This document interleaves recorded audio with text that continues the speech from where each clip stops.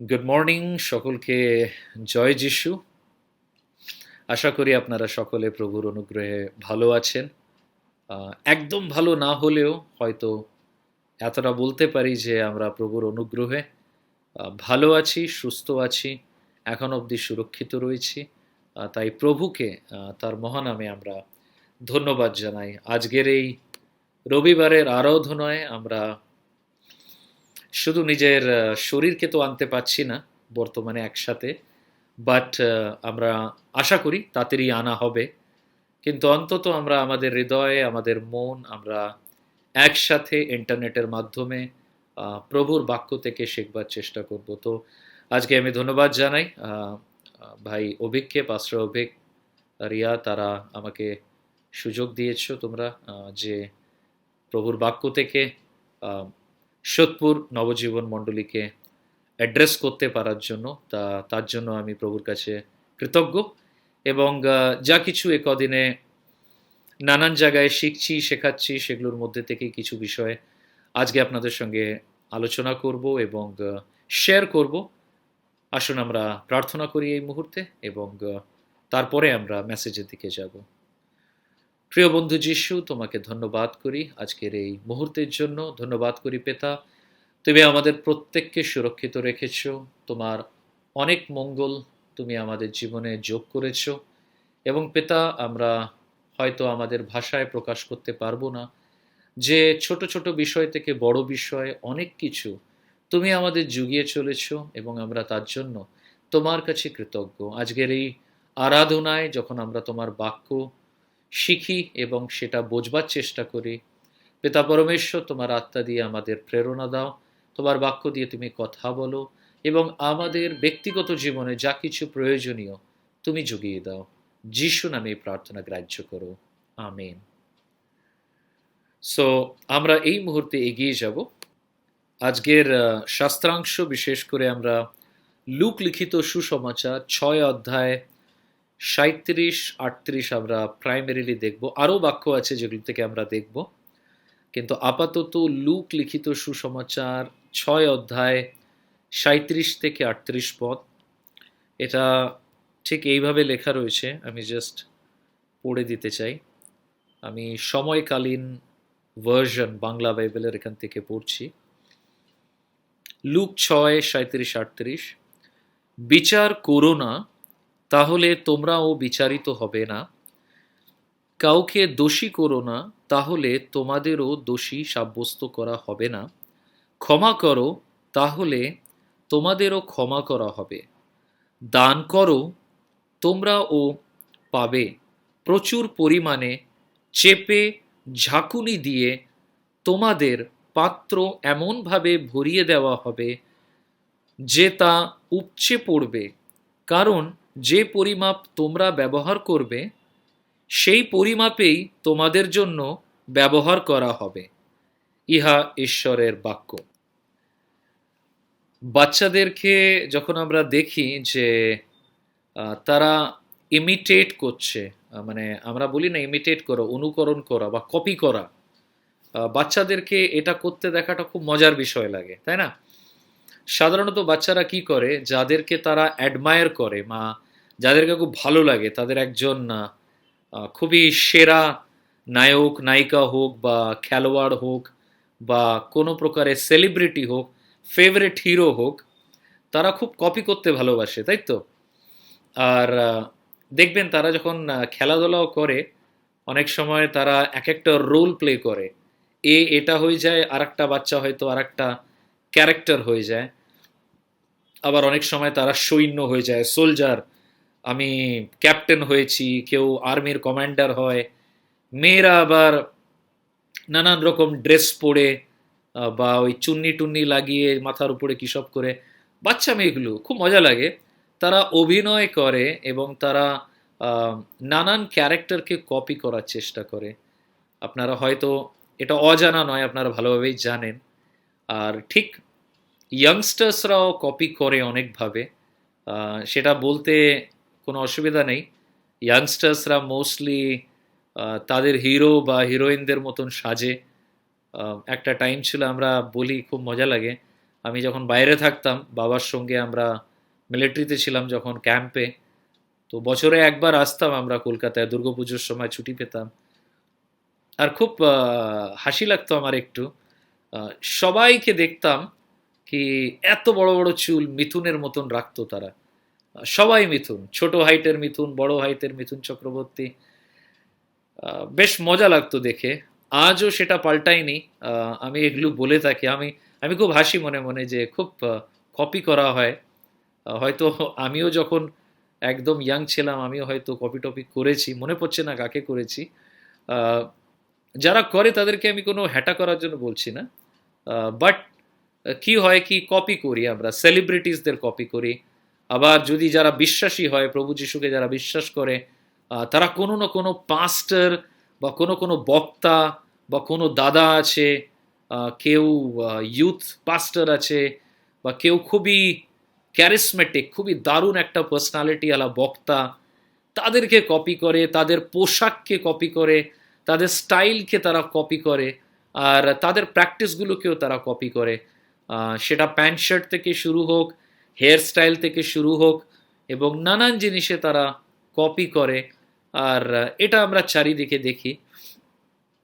আর অনেক সময় আমি বলতে পারি যে মিন্স যদি একটু সময় নেওয়া যায় আমরা বুঝতে পারবো যে এই কপি করার মধ্যে একটা খুবই সেন্সিটিভ একটা ব্যাপার আছে। সেটা হচ্ছে যে it is important to remember that imitation and duplication are not the same thing. অনুসরণ করা আর অনুকরণ করা দুটো আলাদা জিনিস, কিন্তু আমাদেরকে বুঝতে হবে। ইমিটেট করা আর ডুপ্লিকেট করা, কাউকে ইমিটেট করা, কারোর ইমিটেশন করা, অনুসরণ করা, কোনো একটা ভালো জিনিসকে রপ্ত করা, আর ডুপ্লিকেট করা, কপি করা, এই দুটো একটু আলাদা, তাই না? যেরকম হয়তো অনেকে দারুণ একটা নায়ককে কপি করতে পারে, কিন্তু সে তো সেই নায়ক নয়।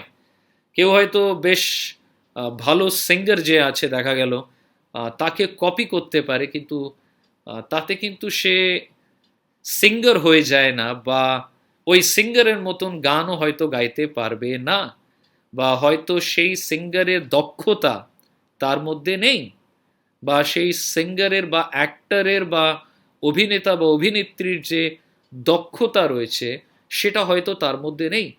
যেই হার্ডওয়ার্ক করে সে সেই জায়গায় পৌঁছিয়েছে সেটা সেটা আপনার আর আমার মধ্যে তখন নেই।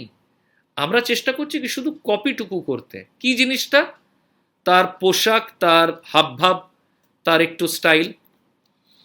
আমি যখন কলেজ লাইফে ছিলাম আমি বেশ কয়েকটা বলিউড ক্যারেক্টার্সদেরকে ইমিটেট করতাম। আজও যারা আমার পুরনো বন্ধু তারা আমাকে মাঝে মাঝে ঠেলে কি বিমান এর ডায়লগ কর, ওর আওয়াজ বের কর।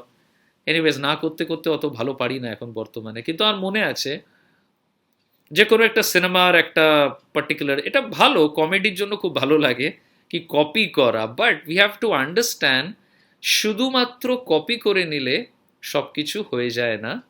আমরা সেটা হয়ে যায় না যেটা যার কপি করছি। ভালোর দিক থেকে বলছি আমি, মন্দটাকে হয়তো আমরা কেউই কপি করতে চাই না, ভালোটাকেই চাই। যাই হোক, নাও it is not what we do outwardly that makes us who we are, it is what people are on inside. যা বাইরে থেকে কপি করি তা আমাদেরকে সেটা বানায় না যা আমরা দেখাবার চেষ্টা করছি, বাট আমরা তাই হয়ে উঠি যা আমরা আসলে ভেতর থেকে।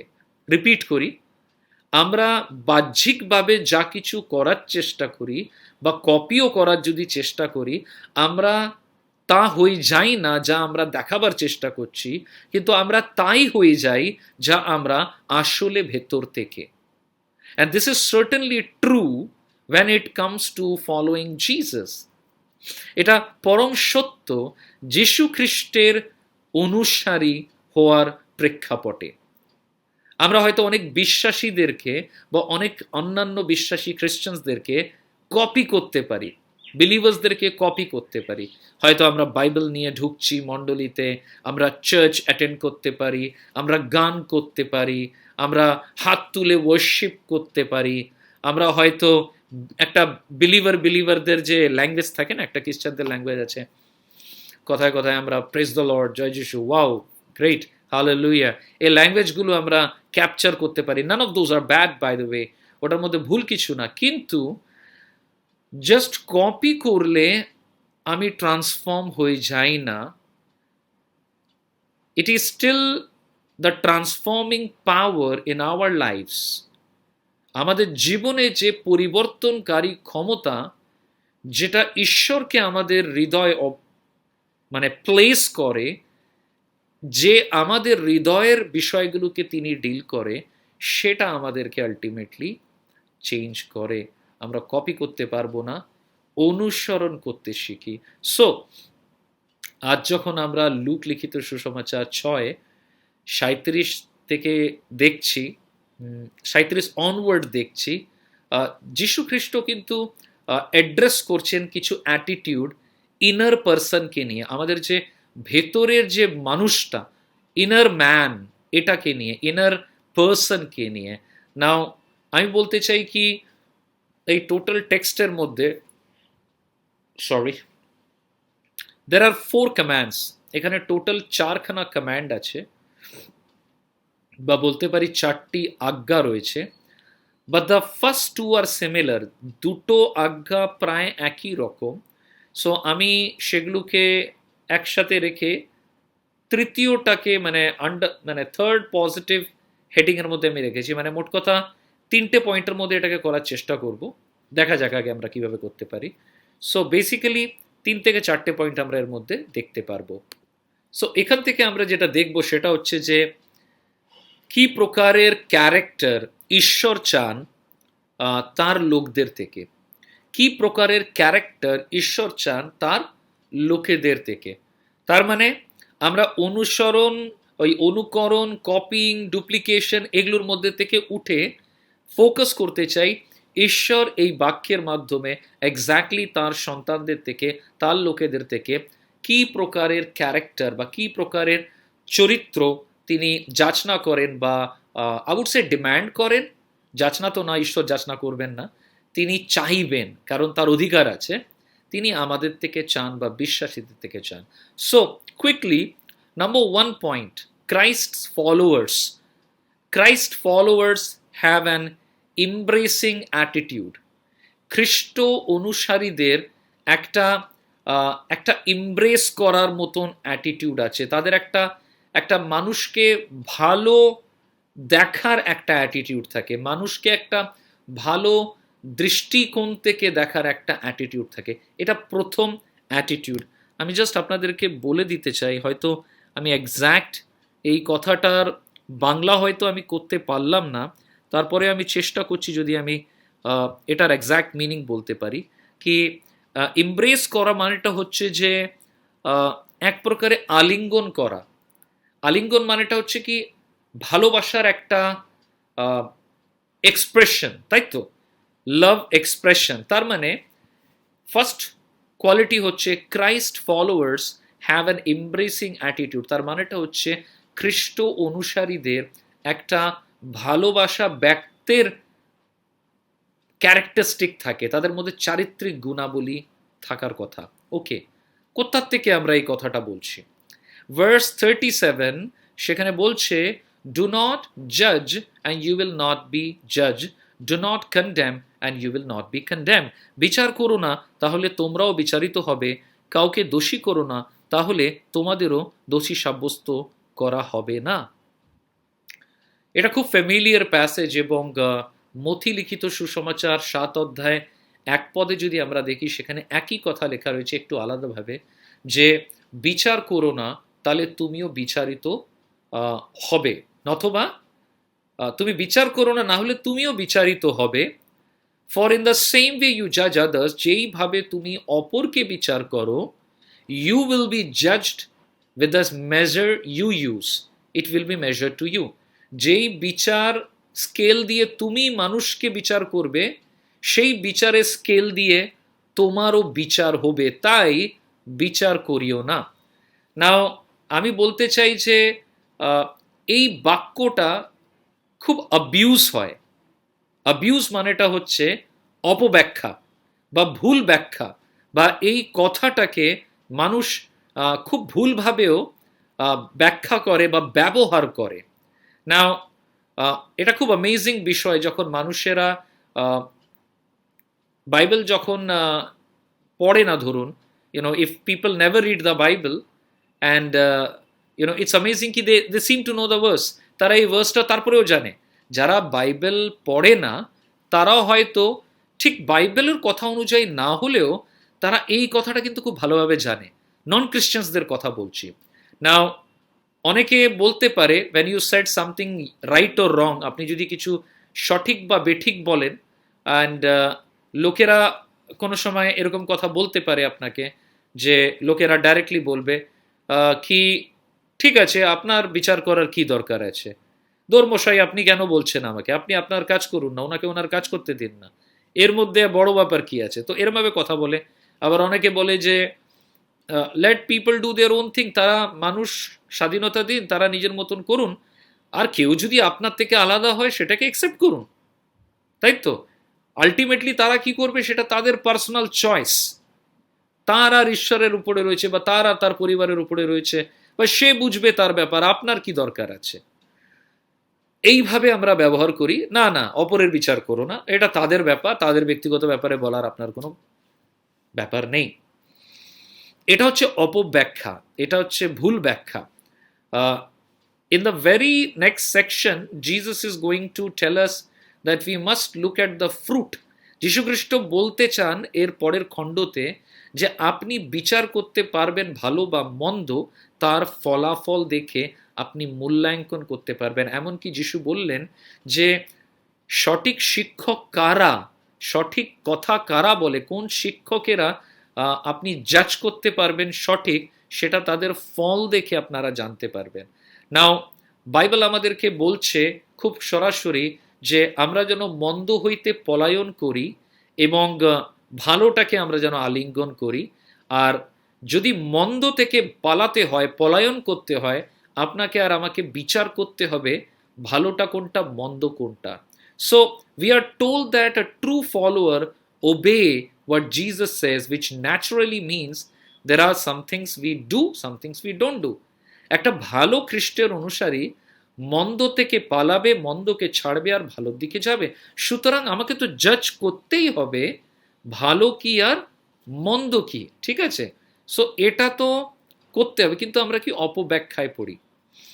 সাপোজ আপনি একটা প্ল্যান্টে কাজ করছেন, একটা ফ্যাক্টরিতে কাজ করছে, আর একটা সুপারভাইজার এসে আপনাকে বলল, বা যে ওখানকার ইনচার্জ বলল, আরে এটা আপনি কিভাবে করছেন, এটা এইভাবে করলে গন্ডগোল হয়ে যাবে, কাজ খারাপ হয়ে যাবে। আপনি তাকে হয়তো এটা বলবেন না, তুমি আমার বিচার করো না, তুমিও বিচারে পড়বে। এটা হাসির মতন লাগবে।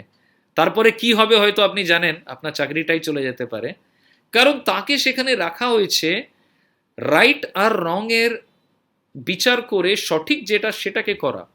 ঠিক আছে, আর একটা উদাহরণ আমরা নিতে পারি। খেলা চলছে, ফুটবল খেলা চলছে, দারুণ খেলা, বেঙ্গলে অনেক ভালোবাসি আমরা। নাও কি হবে, আপনার কি মনে হয় যখন কোচ এসে বলে খেলার প্র্যাকটিসের টাইমে, এই তুমি এটাকে এইভাবে করবে না, এটা ভুল করছো, তুমি বারবার করে দেখছি তুমি এটাকে ভুল করছো। কোচকে কি খেলোয়াড় বলবে, কোচ এটা লেখা রয়েছে আপনি আমার বিচার করবেন না? কেন, যে বিচার করে সে বিচারে পড়ে, আপনি বিচারে পড়বেন, আপনি বিচার করবেন না। না, আপনি হয়তো কোচকে সেই কথাটা বলতে পারবেন না। বা তৃতীয় উদাহরণ, একটা ডাক্তার দেখা গেল ডাক্তারি পড়তে অনেকে এসছে, আর একটা ডাক্তারের আন্ডারে কেউ প্র্যাকটিস করছে, বা দেখা গেল প্র্যাকটিসের টাইমে একটা অরিজিনাল পেশেন্ট, তার সার্জারি রয়েছে, আর তাকে ডাক্তার জুনিয়র ডাক্তারকে বলল এই জিনিসটা তুমি করো, বা এটা কাটিং করো, বা এইভাবে করো। তো সেখানে যদি সে ভুল করে, সেই জায়গায় কি ডাক্তারকে বলা হবে যে ডাক্তার আপনি জাজ করবেন না আমাকে, আপনি জাজ করলে আপনিও জাজ হবেন? এটা একটা বোকা কথা হয়ে যাবে। ঠিক আছে, জাজের ব্যাপারটা আমরা বুঝবো ইমিডিয়েটলি কি ব্যাপার, কিন্তু বুঝতে হবে কি বিচার করো না, কারণ বিচারে পড়বে এই কথাটা অপব্যাখ্যা হয়। কারণ কেউ খেলোয়াড়ের কোচকে, খেলার কোচকে বা জজকে বা ডাক্তারকে কেউ বলতে পারবে না যে আপনি বিচার করবেন না। এটা অ্যাবসার্ড ব্যাপার হবে। জাজমেন্ট করতে হয়, কারণ জাজমেন্ট না করলে আমরা সঠিক বা বেঠিকের বিচারটা করতে পারবো না। যীশু খ্রিস্ট এখানে কি বলতে চেয়েছেন, কি বিচার করো না তাহলে তোমরাও বিচারিত হবে না। যীশু খ্রিস্ট বলতে চেয়েছে যে বিচার করা মানে তুমি কাউকে কন্ডেম করো না, কাউকে তুমি দণ্ডাজ্ঞা করো না, কাউকে তুমি তাচ্ছিল্য করো না। আর বা এটাকে এভাবেও বলা যেতে পারে কি তোমার ভেতরে একটা বিচার বোধক, একটা তাচ্ছিল্য করা বা হ্যাটা করার স্পিরিট যেন কাজ না করুক। So we must conclude that some behaviours and ideas are wrong. আমাদের জীবনে কিছু বিহেভিয়ার আর আইডিয়াসগুলো ভুল থাকে, অ্যান্ড আমাদেরকে বুঝতে হবে যে we should not conclude that people are worthless, লোকেরা ইউজলেস, ওয়ার্থলেস, একদম বাদের খাতার মানুষ, এরা বেকার, এই মানসিকতা দিয়ে যেন আমরা না দেখি। কিন্তু সঠিক আর বেঠিকের বিচার তো করতে হবে। কারণ আপনি যদি সঠিক আর বেঠিকের বিচার না করেন, তাহলে আপনি কিভাবে খ্রিস্ট যেই স্ট্যান্ডার্ড বা যেই মাপ চাইছেন, যেই স্ট্যান্ডার্ডটা মেনটেন করছেন পবিত্রতার বা খ্রিস্ট অনুসারী হওয়ার বা জীবনের ভ্যালিউগুলোকে নিয়ে চলার মতন, যদি আমরা বিচার না করি তাহলে আমরা তো ওটা জানবই না আর চলতেই পারবো না। সুতরাং আমাদেরকে বুঝতে হবে এই বিষয়টা। So we must make judgement, but আমাদেরকে জাজমেন্ট করতে হবে, বাট কিভাবে করব না। ফার্স্ট অফ অল, আমরা আর্লি কনক্লুশন ড্র করব না ফ্যাক্টসগুলো না জেনে। কারোর বিষয়ে কিছু পুরোপুরি জানলাম না, বুঝলাম না, কিন্তু আগের থেকে একটা মন ঘড়ক ক্যালকুলেশন করে বলে দিলাম ও এটা এরকমই। এইটা থেকে আমাদেরকে বাঁচতে হবে, কারণ আমরা জানি যে খুব সহজে আমরা মানুষকে ভুল বুঝতে পারি। সুতরাং আমরা এইভাবে জাজ করব না। নাম্বার 2, বিচার ন করা মানেটা কি, আর একটা মানুষের মোটিভকে আমরা জাজ করতে পারবো না। একটা মানুষ কিছু একটা বলছে, আমরা কোনোদিন এটা জাজ করতে পারি না, বা এটা অন্যায় হবে, পাপময় হবে যদি আমরা বিচার করি যে ও তার ইন্টেনশন এরকমই, সে কিন্তু আমাকে ক্ষতি করতে চায়, সে আমার মন্দ করতে চায়, এটাই বিশ্বাস করি তার ব্যাপারে। এটা জাজমেন্ট হয়ে যাচ্ছে।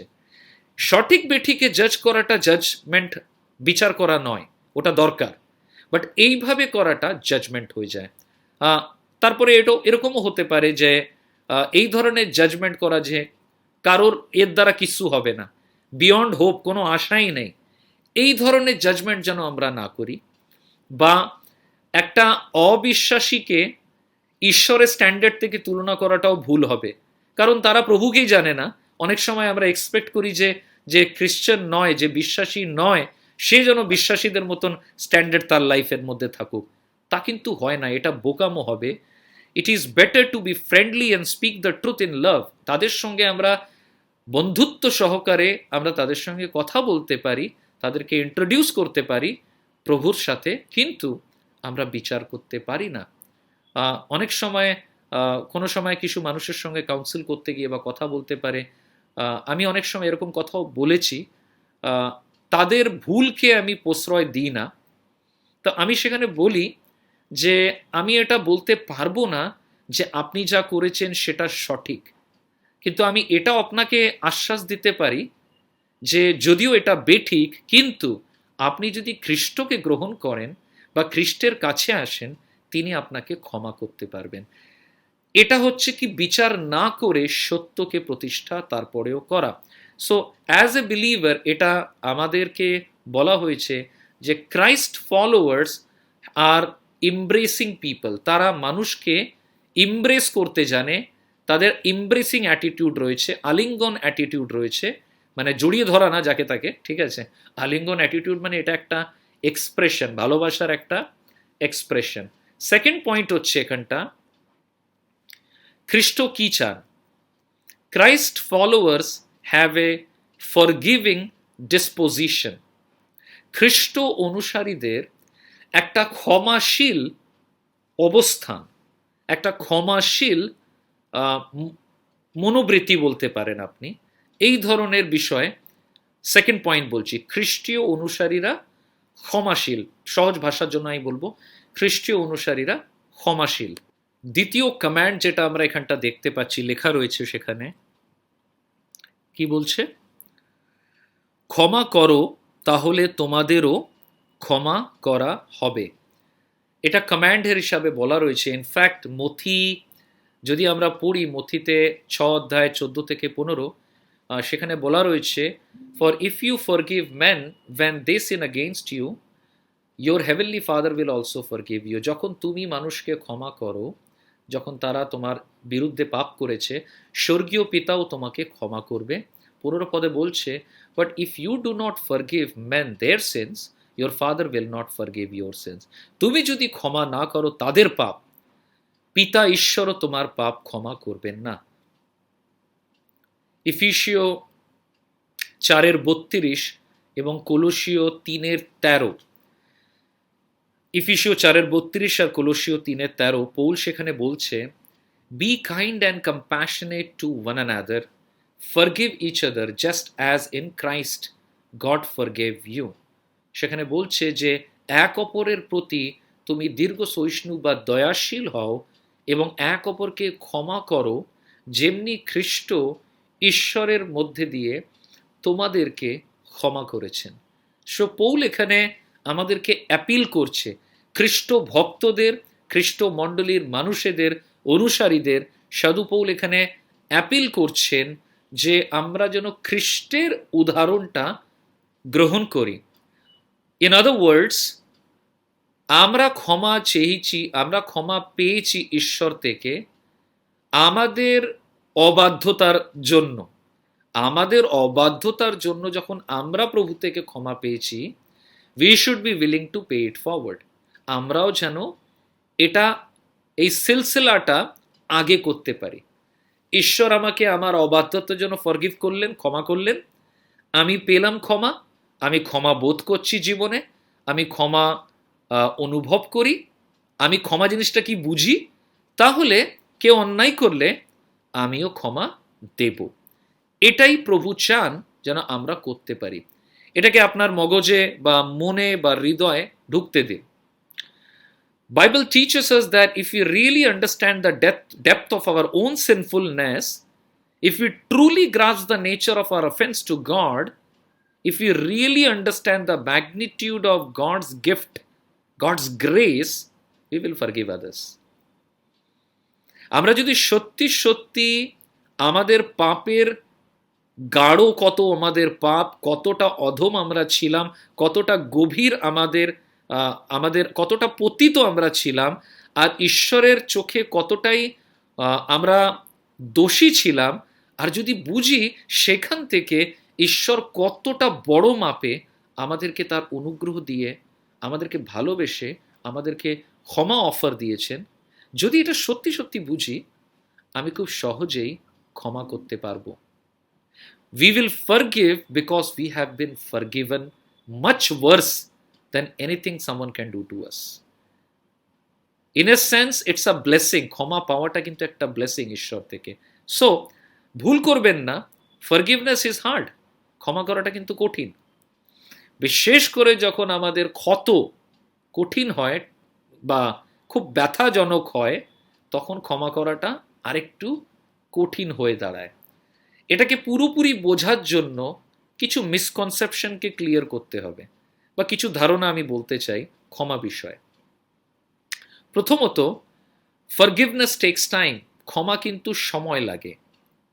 We surrender A heart two god. আমরা ঈশ্বরের কাছে একটা ক্ষত বা ব্যথাকে প্রভুর কাছে রাখি ইমিডিয়েটলি, বাট এটা একটু সময় লাগতে পারে যখন আমরা পুরোপুরি এটার থেকে বেরিয়ে যেতে পারবো বা এটাকে যেতে দেব। এটা কিন্তু একটা ডিসিশন, মাইন্ড করবেন কথাটাকে। ইট is a decision we need to make again and again. এই সিদ্ধান্তকে বারবার বারবার আমাদেরকে নিতে হয় বা নেওয়া উচিত। ঠিক আছে, আরেকবার বলি যে আমরা হয়তো একটা ক্ষত বা একটা হার্টকে ইমিডিয়েটলি প্রভুর কাছে পেশ করতে পারি, কিন্তু হয়তো সময় লাগতে পারে পুরোপুরি এখান থেকে বেরিয়ে আসতে, বা যার প্রতি আমার কষ্ট তাকে পুরোপুরি ছেড়ে দিতে। আর এটা কিন্তু একটা ডিসিশন যেটা আমি বারবার নিই। কিসের দরুন? যেহেতু আমি ক্ষমা পেয়েছি। দ্বিতীয়ত, forgiveness does not mean we let someone hurt us same way over and over again. ক্ষমা করা মানে এটা নয় যে কাউকে বারবার করে আমি সুযোগ দেব, সে আমাকে বারবার খোঁচা দেবে, বারবার আমাকে কষ্ট দেবে। ক্ষমা করা মানে তা নয়। ফরগিভনেস মানে এটা নয় যে আমি অভিনয় করছি যে কিছুই হয়নি, আমি এত আধ্যাত্মিক হয়ে গেছি, এত নম্র হয়ে গেছি যে ও কিছু না, ওটা কিছুই না। এত আধ্যাত্মিক হতে আপনাকে বলছি না আমি। সিম্পল কথাটা বুঝবেন, ক্ষমা করা মানে প্রিটেন্ড না করা, অভিনয় বা ঢং না করা যে আমি ক্ষমা করে দিচ্ছি, কিছুই হয়নি আমার। আমরা যখন সত্যিকারে একজনের ফল্টকে ওভারলুক করি, বাট আমরা সেন্সিটিভ হই, আমরা সংবেদনশীল হই যে অমুক মানুষটা কিন্তু এই জিনিসে উইক, অমুক মানুষটা কিন্তু এই জিনিসে দুর্বল, আর সে যদি পরীক্ষায় পড়ে সে আবার হয়তো সেম গড়বড় করবে। মানে অন্য কথায় যদি বলি, আপনি যদি কাউকে ভালোবাসেন আর আপনার ভেতরে যদি দয়াশীলতা রয়েছে, তাহলে আমি মনে করি যে উল্টো দিকে যে মানুষটা রয়েছে তাকে আমরা এমন একটা জিনিসে টানবো না যাতে সে আবার সেখানে পড়ুক, কারণ সে দুর্বল সেই জায়গায়। ঠিক আছে? একটা মানুষ যদি খুব রকচটা লোক হয়, তাকে আমি তাতিয়ে দেব না, কারণ সে এখন অবধি ম্যাচিওর হয়নি সেই রাগের রকচটা ভাব থেকে বেরিয়ে আসতে। ও যদি আমার সামনে থাকে, ও বারবার আমার উপরে আবার হার্ট করবে আমাকে, কারণ সে এখনো দুর্বল। তো অনেকগুলো বিষয় রয়েছে এখানটা, এটা খুব জটিল একটা topic. Forgiveness does not mean we ignore the fact that a wrong has been done. আমরা ইগনোর করছি না যে ও না কিছুই তো হয়নি আমার, আমাকে কিছুই বলা হয়নি, না তা নয়, ওটা করব না আমি, ওটা ঢং হয়ে যাবে। এটার মানেটা হচ্ছে যে আমরা আমাদের সম্পর্কের মধ্যে সেই ব্যারিয়ার বা বাঁধন আনব না। Forgiveness is not the same as forgetting. ক্ষমা করা আর ভুলে যাওয়া এক নয়। আমি বিশ্বাস করি যে সময়ের সাথে সাথে যেই বিষয়গুলোর জন্য আমরা মানুষকে ফরগিভ করেছি, হয়তো সেই জিনিসগুলোকে আমরা ভুলে যাব। এটা হচ্ছে ব্যাপার। সুতরাং বুঝবেন যে ভালোবাসা is a choice, total forgiveness is a choice. পুরোপুরি ক্ষমা করাটা কিন্তু একটা চয়েস, আপনি চুজ করছেন। এটা একটা ফিলিং নয় যে আজ আসলো কালকে চলে গেল, আজকে রাগ করলাম কালকে ভালো লাগলো, ও কিছু একটু মিষ্টি কথা বলে দিল, ও না তার সঙ্গে ভালো হয়ে গেলাম, একটু কিছু মামলা মিটে গেল, এবার ঠিক আছে আমরা আবার মিলে গেলাম। কিন্তু আবার একটু কিছু গন্ডগোল হলো, আবার চলে আসলো জিনিসটা। ফরগিভনেস এটা নয়। ফরগিভনেস হচ্ছে খুব সচেতনভাবে বোঝা যে যেটা হয়েছে সেটা ভুল হয়েছে, অন্যায় হয়েছে, তারপরেও আমি এতই ক্ষমা পেয়েছি প্রভু থেকে, আমি প্রভুর কাছ থেকে শক্তি সামর্থ্য পেয়ে আমি ক্ষমা করলাম, আর এটা নিয়ে আমি আর টানা হ্যাচড়া করব না। It is a choice to tear up the record of the wrong we have been keeping. আপনি একটা চোতার মধ্যে লিখেছেন কি কি অন্যায় হয়েছে, ভুল হয়েছে, আর ক্ষমা করা মানে ওই চোতাটাকে আমি ছিঁড়ে ফেলে দিলাম, আর আমি ওটাকে যেমন ওই কাগজটাকে ফিরিয়ে আনতে পারবো না, ওই কাগজের টুকরোগুলোকে ফিরিয়ে আনতে পারবো না, ওই ইঙ্কের লেখায় যা যা কিছু লিখেছিলাম এটাকে ফেরাতে পারবো না, ঠিক সেইভাবে আমি পুনরায় সেই পুরনো টপিকসগুলোকে পুনরাবৃত্তি করতে পারবো না। তার মানে ক্ষমা হয়নি। হয়তো অন্যই কিছু হয়েছিল, কিন্তু ওটা ক্ষমা ছিল না। আর যদি হয়ে থাকে সেটা ইন্টেলেকচুয়াল হয়েছিল, ব্রেন থেকে, খ্রিস্টের আত্মার বশে বা জোরে হয়নি। তাহলে আমি স্বাধীন থাকব। বুঝতে হবে how do we do that, আমরা কিভাবে করি। কিছু স্টেপস আছে। ফার্স্ট স্টেপ হচ্ছে we start by reminding ourselves that we too are sinful people. কি করে ক্ষমা করবেন? প্রথমত নিজেকে রিমাইন্ড করাবেন, স্মরণ করাবেন কি আমিও একজন পাপী মানুষ, আমারও ক্ষমার অত্যন্ত প্রয়োজন ছিল ঈশ্বর হইতে, একবার না বারবার, কারণ আমি অনেকবার মুখ থুবড়ে পড়ি, বারবার পড়ি, আর আমি যতবার পড়ি মানুষেরও তো ততবারই পড়বে। সো আমি যদি কম্প্যাশনেট হই, মোস্ট কম্প্যাশনেট হই, আমি আমার দুর্বলতাটাকে অঙ্গীকার করব ফার্স্ট। সেকেন্ড, ক্ষমা কিভাবে করব আমি? Second, even in the most horrible of situation, মানুষ কোনো মার্ডার হয়ে গেছে, বেওয়ফাই হয়ে গেছে, বিশ্বাসঘাতকতা হয়েছে, we must entrust the situation to the judge of all the earth.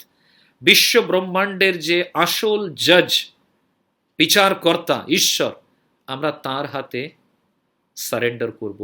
তিনি একমাত্র জানে মানুষের মোটিভ কি। আপনি বিচারক নয়, আপনি 50টা মোটিভ বিচার করতে পারেন, বাট আপনি তো বিচারক নন।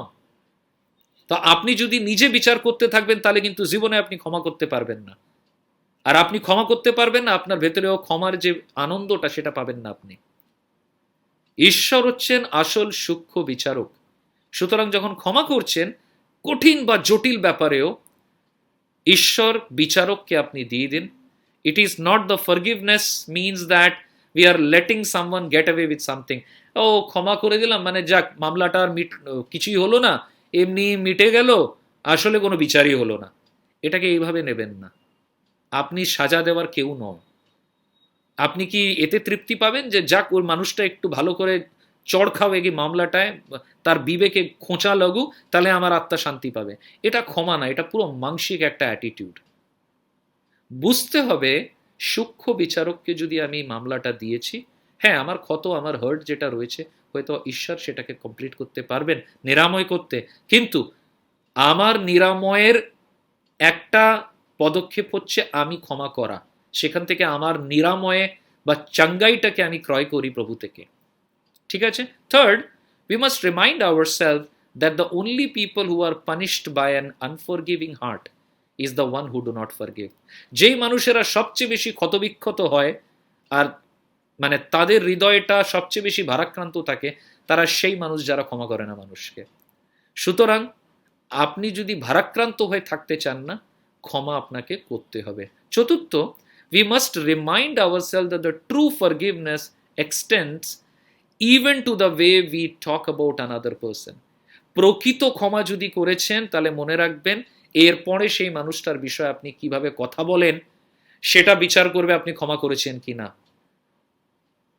আমরা বলি আই ফরগিভ, বাট না, ক্ষমা করেছি কিন্তু, এই কিন্তু কথাটা আপনার মৌখিক সাজা। আপনি ক্ষমা করেছেন কিন্তু যদি বলেন কিন্তু, কিন্তুটা হচ্ছে মৌখিক সাজা আর একজনের জন্য, তারা যেটা করেছে তার দরুন।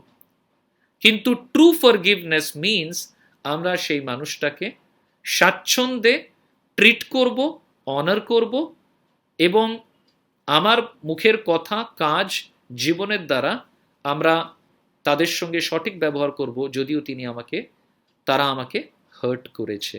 তার মানে আমি এটা ঈশ্বরের হাতে দিয়ে ফেলেছি, এই বিশ্বাস করে যে প্রভু সক্ষম আমার হৃদয় চেঞ্জ করতে, তার হৃদয়ও চেঞ্জ করতে, আর তার আনন্দ আমার হৃদয় ভরতে। Our willingness is very important. সুতরাং ক্রাইস্ট ফলোয়ার্স আর ফরগিভিং, তারা ক্ষমাশীল। এবং finally, Christ followers have a generous heart. খ্রিস্টীয় অনুসারীদের হৃদয়টা দয়ালু হয়, তারা জেনারাস হয়, তারা দিতে পারে, তাদের হৃদয়টা উদার হয়। আমি আরেকটু কিছু মিনিটস নিতে চাইছি, 5-6 মিনিট, হয়তো আমাকে একটু টাইম দিতে হবে এই পয়েন্টটা কমপ্লিট করি। এখানে বাক্য থেকে পড়ে দিচ্ছি, দান করো, 38 পদে, দান করো তোমরা ও পাবে, প্রচুর পরিমাণে চেপে ঝাঁকুনি দিয়ে তোমাদের পাত্র এমনভাবে ভরিয়ে দেওয়া হবে যে তা উপচে পড়বে, কারণ যেই পরিমাপ তোমরা ব্যবহার করবে সেই পরিমাপেই তোমাদের জন্য ব্যবহার করা হবে। এই জিনিসটা আমরা বুঝি যে যীশু খ্রিস্ট বললেন দেওয়ার জন্য, আর বলছে কিভাবে দিতে, চেপে ঝাঁকুনি দিয়ে তোমাদের পাত্র এমনভাবে ভরিয়ে দেওয়া হবে যে তা উপচে পড়বে। এই কথাগুলোকে কিন্তু ভুলবেন না, ঠিক আছে? ঝাঁকুনি দিয়ে, উপচে পড়বে, কথাগুলো ব্যবহার করা হয়েছে। যীশুখ্রিস্ট আমাদেরকে ডেকেছেন, খ্রিস্ট অনুসারীদেরকে একটা উদার আত্মার জন্য, উদার মানসিকতা। সারা বাইবেলে যদি আপনি দেখেন, বারবার করে বলা হয়েছে যে আমরা আমাদের উদারতা, আমাদের দানের দ্বারা ঈশ্বরকে আমরা খুশি করি এবং মানুষকে আমরা সাহায্য করি। আর হয়তো বিশ্বে খ্রিস্টীয় বিশ্বাসীরা বা খ্রিস্টীয় মণ্ডলীরা সারা বিশ্বে এই কাজটা করে চলেছে। দরিদ্র মানুষ, প্রয়োজনীয় মানুষকে তারা দান করে চলেছে তাদের অবস্থা দেখে। এটা একটা র্যাডিক্যাল কমান্ড সোসাইটির মধ্যে আমরা বলতে পারি। যে আমি বলবো যে হিতোপদেশ 3 অধ্যায় 9 থেকে 10 পদ যদি আমরা দেখি, ওখানে বলছে সদাপ্রভুকে তুমি অনার করো, সম্মান করো তোমার সম্পত্তি দিয়ে, তোমার প্রথম ফল, তোমার ক্রপস, তোমার যে ক্ষেতের বা চাষের প্রথম ফল দিয়ে, বা তোমার গোলাঘরের প্রথম ফল দিয়ে, এবং তিনি তোমার গোলাঘরকে পূর্ণ করবেন, নতুন করে ভরে দেবেন। এবং একই কথা 2 কোরিন্থীয় 9 অধ্যায় সাধু পৌল বলছেন, সেখানে 6 কি 7 পদের দিকে বলছেন কি যারা খুশি মানে উদার চিত্তে বপন করবে, তারা সেরকম বেশি বেশি করে কাটুনি কাটবে। আর ইচ ম্যান শুড গিভ, প্রত্যেকটা মানুষ বিচার করুক, সে যেটা তার হৃদয়ে মনস্থির করেছে সেটা যেন সে দিক, কিন্তু একটা খচখচে হৃদয় নিয়ে নয়, কিন্তু উদার হৃদয় প্রভুকে দিক। কারণ ঈশ্বর উদার চিত্তে যারা দেয় তাদেরকে ভালোবাসেন। তো আমরা জানলাম যে যীশুখ্রিস্ট এটাই চেয়েছেন, আর ঈশ্বর নিজেও কিন্তু আমাদের প্রতি অনেক উদার। সো ঈশ্বর উদারতাকে এনকারেজ করছেন। অ্যান্ড আমরা বলতে পারি যে তিনি বলছেন যে গুড মেজারে তিনি দেবেন, ভালোভাবে তিনি দেবেন, প্রেস ডাউন। ঠিক আছে, আপনি একটু কল্পনা করুন, কোনো বস্তায় বা কোনো কাচরাতে, মানে আমি কাচরা বলছি খারাপ কিছু ইয়ে করে নয়, অনেক সময় চেপে চেপে ঢোকানো হয়, তাই না? তারপর ওটাকে ঝাঁকানো হয়, ঝাঁকালে আবার সেটেল হয়ে যায়, আরেকটু জায়গা তৈরি হয়, তারপরে আবার ভরা হয়। ঈশ্বর বলছেন কি এইভাবে দেওয়া হবে, কি যখন সেই বস্তাটাকে নিয়ে যাবে কিছু কিছু উপচে পড়বে। ঈশ্বর ওইভাবে দান করবেন তার ভক্তগণকে, তার বিশ্বাসীগণকে। ঈশ্বর ইহা প্রতিশ্রুতি করেছেন। He will shake the blessing and press it down so it can overflow. In other words, we will have more blessing than we can handle. That's quite a promise. আমরা যতটা আশীর্বাদ হ্যান্ডেল করতে পারবো কিনা তার থেকে বেশি আশীর্বাদ ঈশ্বর দিতে চলেছেন, এটা তার ওয়াদা, তার প্রমিস। নাও এর মানেটা এটা নয় যে উদার হওয়া মানে আমি বলছি কালকের থেকে আপনি অফারিং ব্যাগে বেশি করে অফারিং দিন, বেশি করে দান দিন, বেশি করে টাকা দিন, তা নয়। সেটা হয়তো একটা পদ্ধতি, but god wants us to treat others with kindness and grace of god. ঈশ্বর চান উদার হওয়া মানে আমরা মানুষকে দয়াশীলভাবে দেখি, আমরা যেন উদার চিত্তে দান করি, আমরা যেন স্বার্থহীন হয়ে দান করি, এবং আমরা যেন দয়া দেখাতে পারি, কম্প্যাশন দেখাতে পারি। কেননা যখন আমরা দয়াশীল এবং অনুগ্রহশীল হব, আমরা খ্রিস্টের হৃদয়ের সঙ্গে নিজেকে যুক্ত করি। আজ যখন চারিদিকে ইকোনমিক ক্রাইসিস, অর্থনৈতিক চাপ চলছে, কষ্ট চলছে, এটা একটা দারুণ সুযোগ যে প্রত্যেকটা মণ্ডলী প্রকৃত অর্থে যে একটা সমাজকে, একটা সমুদায়কে খ্রিস্টের ভালোবাসা প্রকাশ করে, আমরা যেন অ্যাজ এ মণ্ডলী মানুষের পাশে দাঁড়াতে পারি। এটা মহা সুযোগ, এটাই জেনারসিটি। এটার জন্যই খ্রিস্ট আমাদেরকে আহ্বান করেছেন। শুধু আমি 20 টাকা দিচ্ছিলাম, এখন 30 টাকা দেবো, 5 টাকা দিচ্ছিলাম, 10 টাকা দেবো, তার জন্য বলা হচ্ছে না। এর থেকে এটা অনেক বেশি। এটা হচ্ছে হৃদয় থেকে দয়াশীল হওয়া, কম্প্যাশনেট হওয়া, মানুষের পাশে দাঁড়ানো, স্বার্থহীন হওয়া, শুধু আমি আমার খাবো, আমার গোছাবো, এই মেন্টালিটি থেকে বাইরে আসা, আর কম্প্যাশনেট হওয়া, জেনারাস হওয়া, এটা হচ্ছে খ্রিস্ট অনুসারীদের আহ্বান। সুতরাং আমরা দেখলাম এই 3টে বিষয়। নাও অ্যাপ্লিকেশন, এই কমান্ডসগুলো খুব চ্যালেঞ্জিং, এবং আমি বলবো যে আজকে যেই জগতে আমরা রয়েছি, in a world of rash judgement, Jesus calls us two B compassionate. যেখানে মানুষ জাজ করে মানুষকে, সেখানে যিশু বলছে দয়াশীল হও। যেখানে মানুষ ভুলটাকে প্রশ্রয় দেয়, যিশু বলছেন সত্যকে ধরে রাখো। এমন একটা জগৎ যেখানে মানুষ প্রতিশোধ নিতে চায়, বদলা নিতে চায়। যিশু বলছেন কি, আমরা যেন ক্ষমা করতে পারি। সো বলতে পারি আমরা এমন একটা জগৎ যেখানে লোকেরা নিজের গোছাতে ব্যস্ত, যিশু বলছেন আমরা যেন উদার হতে পারি। So let's get concrete. আমরা কংক্রিটলি বলি, আমি আর 2-3 মিনিট নেব, সো সরি, একটু বেশি হয়ে গেল মনে হচ্ছে, বাট আমার কাছে টাইম আছে অলরেডি। সো প্রশ্ন, উত্তর দেবেন নিজের মনকে। আর ইউ এক্সিস্টিং, বা আপনি কি বর্তমানে কোনো একটা পাপময় ব্যবহারকে প্রশ্রয় দিচ্ছেন নিজের জীবনে, জাজ করছেন মানুষকে, তাচ্ছিল্য? এটা পাপ, কিন্তু এটা স্টিল সিন। আর এটা সমাজ গ্রহণ করুক কি না করুক, ঈশ্বর গ্রহণ করে না। আমরা আমাদের মন্দকে জাস্টিফাই করতে পারি না। সুতরাং ইন্ট্রোস্পেক্ট করুন, ঈশ্বরের থেকে এটাকে স্বীকার করুন। আপনার আর আমার কি কোথাও জাজমেন্টাল স্পিরিট আছে? আমরা মানুষকে তাচ্ছিল্য করি, বা একটু দেখেই আমরা বিচার করে ফেলি, ও এরকম, ওর মোটিভ এরকম, ওর মোটিভ তেরকম। এই জিনিসটা থেকে আমাদেরকে বেরিয়ে আসতে হবে। একটু ভাববেন এগুলোকে নিয়ে। নাও, the challenge from Jesus is not that we ignore wrong behavior, but it is to adopt a more compassionate attitude. শুধু নিজের ভুল মন্দ বিহেভিয়ারকে অ্যাভয়েড করার জন্য বলছে না, ভালোটাকে অবলম্বন করতে বলা হয়েছে। সো আমরা ক্রিটিসাইজ করার আগে আমাদেরকে প্রশ্ন করতে হবে কি, will this be helpful, is it necessary, is it loving, এর মধ্যে দিয়ে কি ভালোবাসা প্রকাশ করছি? If we stop and ask these questions, we will be much less critical. আমরা কম কম ক্রিটিক্যাল হব, আর আমরা এনজয় করব সব কিছুকে, আমাদের চারিপাশে যা কিছু রয়েছে। সো যদি কাউকে ক্ষমা করতে হয়, আপনি প্লিজ ক্ষমা করুন এবং নিজেকে আরেকটু আনন্দে আপনি ভরুন। অ্যান্ড ফাইনালি আমি বলবো যে ঈশ্বর যে প্রতিশ্রুতির জন্য আহ্বান করেছেন, যেখানে চারিদিকে করোনার জন্য আজকে অনেকজন চাকরি হারা, কাজ হারা, হয়তো অনেকের অর্থ নেই। আপনি ভাববেন, ভাই আমি তো বিশাল আয় করি না, আমি আর কাকে কি দেব? আপনার টাকা বা আপনার পয়সাটা মেন ব্যাপার না, আপনার হৃদয়টা আর আপনার তৎপরতাটা। আপনি যদি ইচ্ছুক হন, ঈশ্বর আপনাকে 10টা পদ্ধতি দেবেন আপনি কিভাবে উদার হতে পারেন। সুতরাং ঈশ্বরের এই মহা আশীর্বাদ থেকে বঞ্চিত থাকবেন না। ঈশ্বর যেটা বলছেন যে এই 3টে কথার মাধ্যমে কি আমরা কিভাবে খ্রিস্টের অনুসারী হতে পারি।